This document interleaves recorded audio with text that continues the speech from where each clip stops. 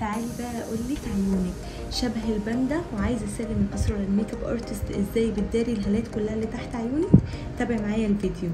اول حاجه علشان الكونسيلر بتاعك ما يخططش وكمان ما يقلبش معاكي للون جراي، لازم تبتدي بخطوات علشان تحطي الكونسيلر ويبقى مظبوط معاكي ويديكي تنوير. حاجه لازم تكوني مرطبه تحت عيونك كويس قوي، اوعي تنسي الستيب دي علشان بجد بتفرق في الكونسيلر وما بتخلوش يخطط. الهالات بتاعتك قويه قوي ومديه درجه غمقان عاليه، هنستخدم الكونسيلر اللي هو على اورنج غامق، مش هتستخدمي اللي هو على اصفر. هبتدي استخدم الكوريكت، هيبقى بالشكل ده باللون الغامق ده.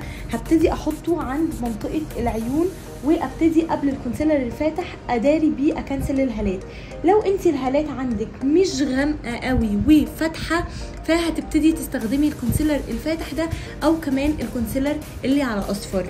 تاخدي الكوريكت بتاعك عادي جدا بعد ما رطبتي عينيكي كويس، وهتبتدي تحطي منه شويه هنا بالطريقه دي وكمان شويه هنا بالطريقه دي لحد ما تداري الهالات.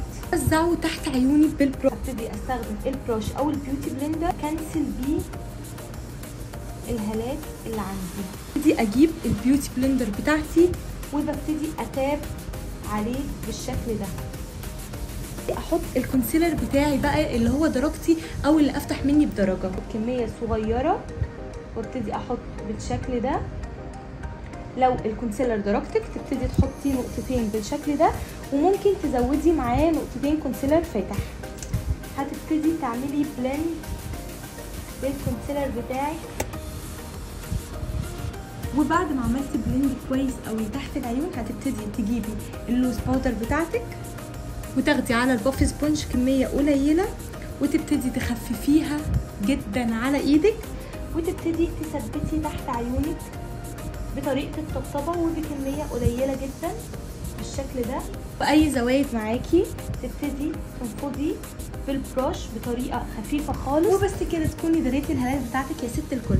ولو حابه تعرفي معلومات اكتر عن الميك اب واسراره متنسيش تتابعيني.